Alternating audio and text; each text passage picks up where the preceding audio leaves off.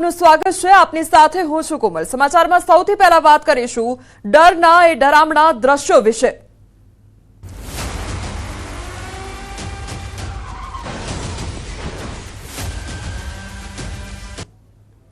जम्मू और काश्मीरना पहलगामમાં 26 પ્રવાસીઓની હત્યા કરનારા આતંકવાદીઓની તસવીર જાહેર કરવામાં આવી છે। બીજી તરફ જમ્મુ કાશ્મીરમાં સેનાનું સર્ચ ઓપરેશન ચાલી રહ્યું છે। કેન્દ્રીય ગૃહમંત્રી અમિત શાહ પહલગામ પહોંચ્યા હતા અને તેઓ સેનાના ઓપરેશન પર સતત નજર રાખી રહ્યા છે। આ દરમિયાન ગઈકાલની ઘટના બાદ જે સ્થિતિ સર્જાઈ એના ચોંકાવનારા વિડીયો પણ સામે આવ્યા છે। હુમલાની ઘટના નજરે જોનારા લોકોએ વર્ણવી એ ખરેખર ડરામણી અને દર્દનાક હતી। એ તસવીરો પણ સામે આવી છે અને એ લોકોનું દર્દ પણ સાંભળવા મળી રહ્યું છે, કારણ કે ગઈકાલે જે ઘટના સર્જાઈ ત્યારે કયા પ્રકારની પરિસ્થિતિ સર્જાઈ હતી તે લોકો દ્વારા વર્ણવવામાં આવી છે। એ લોકો પર જે દુઃખ આવી પડ્યું હતું, જે આફત આવી પડી હતી અને કેટલાય લોકોએ પોતાનો જીવ ગુમાવ્યો, પરિવારજનોએ પોતાના જે પરિવારજનો છે, સ્વજનો છે, તે ગુમાવવાનો વારો આવ્યો છે। અને એ તસવીરો સામે આવી રહી છે કે હુમલો થયો ત્યારે કયા પ્રકારની પરિસ્થિતિ સર્જાઈ હતી।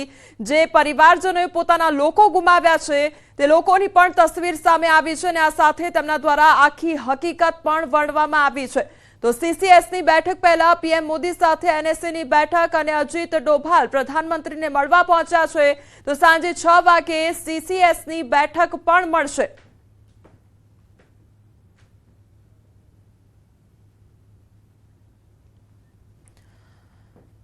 તો પ્રત્યક્ષદર્શીઓ દ્વારા જે આખી ઘટના જોવામાં આવી હતી તેમના દ્વારા પણ આજે આખી આફત સર્જાઈ હતી અને જે પરિવારજનોએ, જે પ્રવાસીઓએ પોતાના સ્વજનો ગુમાવ્યા છે અને પોતાનું જીવન ગુમાવ્યું છે તે ત્યાં આસપાસ લોકો હાજર હતા। તેમના દ્વારા જે આંખો દેખી જોવામાં આવી હતી તે સ્થિતિ આખી વર્ણવવામાં આવી છે। પરિવારજનો પર શું વીતી રહી છે તે પરિવારજનોએ પોતાનું દુઃખ વ્યક્ત કર્યું છે, કારણ કે આ લોકો જમ્મુ કાશ્મીરમાં ફરવા માટે પહોંચ્યા હતા, પ્રવાસી તરીકે પહોંચ્યા હતા અને કેટલાય દિવસોથી આ જમ્મુ કાશ્મીરમાં તેઓ પ્રવાસ કરી રહ્યા હતા, બધી સ્થળની મુલાકાત લઈ રહ્યા હતા અને એમને નહોતી ખબર કે અહીંયા જ પોતાનું જીવન પ્રાણ પંખેરું ઉડી જશે તે પ્રકારની કોઈ જ તે લોકોને સંભાવના નથી અને આખરે જમ્મુ કાશ્મીરમાં એક પ્રવાસી તરીકે આવ્યા અને ત્યાં જ પોતાનો જીવ ગુમાવ્યો છે। 26 જેટલા લોકો કે પોતાનો જીવ ગુમાવ્યો છે અને આતંકીઓ દ્વારા હુમલો કરવામાં આવ્યો હતો, સતત ફાયરિંગ કરવામાં આવ્યું અને ત્યારબાદ 26 જેટલા લોકોએ પોતાનો જીવ ગુમાવ્યો છે। હવે મહત્વનું અપડેટ એ મળી રહ્યું છે કે સીસીએસની બેઠક મળવાની છે, સાંજે 6 વાગે આ બેઠક મળશે અને એનએસએની બેઠક અજીત ડોભાલ પ્રધાનમંત્રીને મળવા પણ પહોંચ્યા છે અને સાંજે 6 કલાકે આ સીસીએસની બેઠક મળવાની છે। પરંતુ તે પહેલાની આ તસવીરો કે જ્યારે ગઈકાલે આ ઘટના સર્જાઈ ત્યારે કયા પ્રકારની હુમલામાં પરિસ્થિતિ સર્જાઈ હતી। यहाँ पर अटैक हुआ आतंकवादियों का, हम लोग बाल बाल बचे हैं, मगर परमात्मा रक्षा करेगा।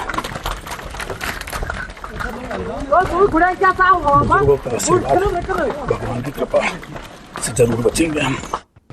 How many terrorists were there? How many terrorists were there? दो थे। कितने फायर उन्हें फायर किए? बहुत किए। दो। ओके। रेस्क्यू में मैंने खुद जो मैंने रेस्क्यू किया उस वक्त मैंने 3 इंजोर्ड देखे, क्योंकि भीड़ बहुत थी, घोड़े भी थे, घोड़े वाले भी थे, लोकल भी थे, टूरिस्ट भी थे, टूरिस्ट का रश बहुत था।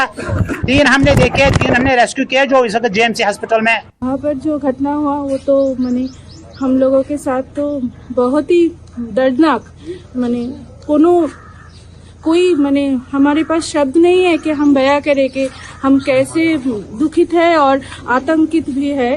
तो हमारे और 2 दिन थे कश्मीर में रहने के लिए, तो हम लोग अपना सब टूर कैंसिल करके अब अभी जा रहे हैं जम्मू जाकर हम रहेंगे। लेकिन ये जो घटना है ये कश्मीर के टूरिज्म के लिए बहुत ही अच्छा नहीं है अभी, क्योंकि बहुत सारे लोग आ रहे थे कश्मीर में टूरिज्म के लिए, तो ये तो बहुत ही बुरा हुआ। आशा करते हैं कि जल्द ही सब ठीक हो जाएंगे। भारत सरकार और डाउनटाउन वो इलाका है जो जिसे कहते हैं सबसे सेंसिटिव इलाका है, जहाँ सबसे ज़्यादा आप ये कह सकते हैं कि अलगाववादी सोच जो है वो पनपा करती थी, आज वो साउथ, वो डाउनटाउन भी बंद है। ये जो बंद का कॉल है ये चौतरफा आया है, यानी चारों तरफ से आया है। ये पढ़े लिखे लोगों की तरफ से भी आया है, नौकरी पेशा लोगों की तरफ से भी आया है, ये बिजनेस क्लास लोगों की तरफ से भी आया है, ये सर्विस क्लास लोगों की तरफ से भी आया है। और सब के सब ये कह रहे हैं कि जो कश्मीर के साथ हुआ है वो ठीक नहीं हुआ है। अभी जो आप विजुअल्स देख रहे थे और ये देखिए थोड़े थोड़े टाइम में सायरन बजने लगते हैं, थोड़े थोड़े टाइम में सायरन बजते हैं, क्योंकि पूरे इलाके में इस वक्त जो है श्रीनगर ही नहीं, आसपास के जितने भी, मतलब पहलगाम से ये जो शुरुआत हुई है उसके बाद हर कोई एकदम उस मोड में, एक्शन मोड में आ चुका है। और अब सारा का सारा फोकस दिल्ली शिफ्ट होने वाला है। क्यों? क्योंकि अमित शाह पहुंचने को है दिल्ली। प्रधानमंत्री नरेंद्र मोदी आज सुबह दिल्ली पहुंच गए। दिल्ली पहुंचते ही उन्होंने अपने 3 बहुत अहम मंत्रियों के साथ बैठक की है। इनफैक्ट विदेश सचिव, उसमें से 1 और 2 जो है मंत्रियों के साथ अहम बैठक की। તો આ તરફ ગૃહમંત્રી અમિત શાહે ઘટના સ્થળનું નિરીક્ષણ કર્યું છે। અમિત શાહે હવાઈ નિરીક્ષણ કર્યું। અમિત શાહે ઘટના સ્થળની મુલાકાત લીધી છે। આતંકી હુમલામાં 27 પ્રવાસીઓના મોત થયા છે અને હવે ઘટના સ્થળની મુલાકાત પણ કેન્દ્રીય ગૃહમંત્રી દ્વારા લેવામાં આવી છે। તમામ જે પરિસ્થિતિ સર્જાઈ હતી તેનું પણ નિરીક્ષણ કરવામાં આવ્યું છે। અમિત શાહ ઘટના સ્થળે પહોંચ્યા અને તેમના દ્વારા નિરીક્ષણ કરવામાં આવ્યું।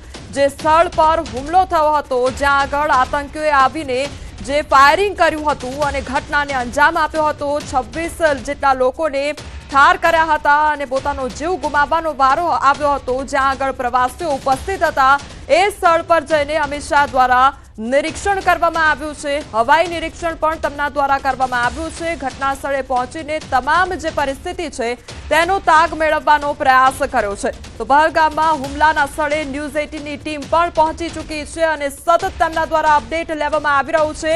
ત્યાંની પરિસ્થિતિનો તાગ મેળવવાનો પ્રયાસ કરવામાં આવી રહ્યો છે। આ સાથે સાથે જે પ્રવાસીઓ છે જેમણે એ પરિસ્થિતિનો અનુભવ કર્યો હતો અને સામનો કર્યો હતો, એ આતંકવાદીઓનો સામનો કર્યો હતો, એ ફાયરિંગનો સામનો કર્યો હતો, તેમની સાથે પણ સતત વાતચીત કરવાનો પ્રયાસ કરવામાં આવી રહ્યો છે અને સતત તે લોકો પોતાની જે આપવીતી છે તે પણ જણાવી રહ્યા છે। કારણ કે તેમના દ્વારા એ આતંકવાદીઓનો સામનો કરવામાં આવ્યો છે।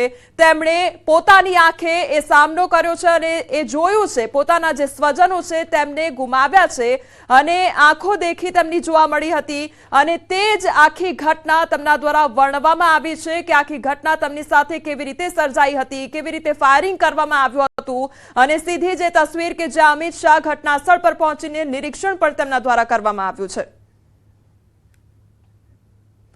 જમ્મુ કાશ્મીરમાં આતંકી હુમલા બાદ એલર્ટ જારી કરવામાં આવ્યું છે। આતંકી હુમલા બાદ અંબાજીમાં હાઈ એલર્ટ જોવા મળ્યું છે।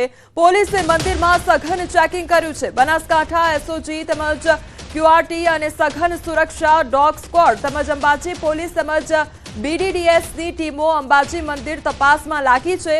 તો અંબાજી મંદિરના શંકાસ્પદ જગ્યાઓની વિવિધ અત્યાધુનિક સાધનોથી તપાસ હાથ ધરવામાં આવી છે। તો જે હુમલો થયો જમ્મુ કાશ્મીરમાં તેને લઈને હવે એલર્ટ જારી કરવામાં આવ્યું છે અને અંબાજી મંદિરમાં સતત જે તપાસ છે તે પણ કરવામાં આવી રહી છે।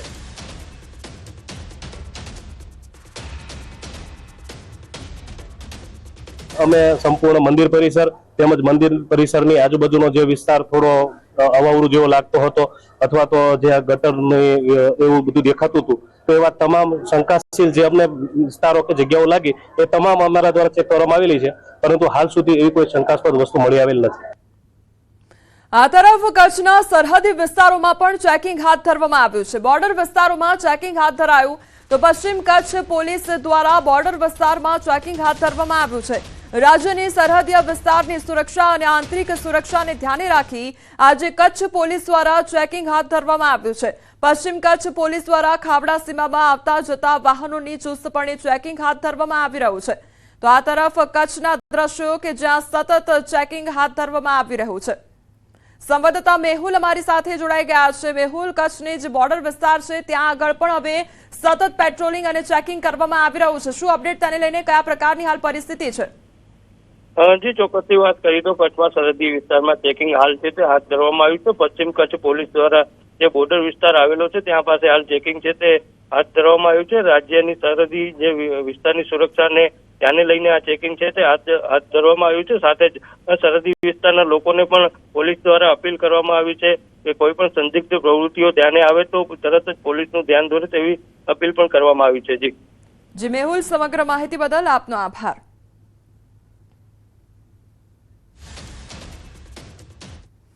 જમ્મુ કાશ્મીર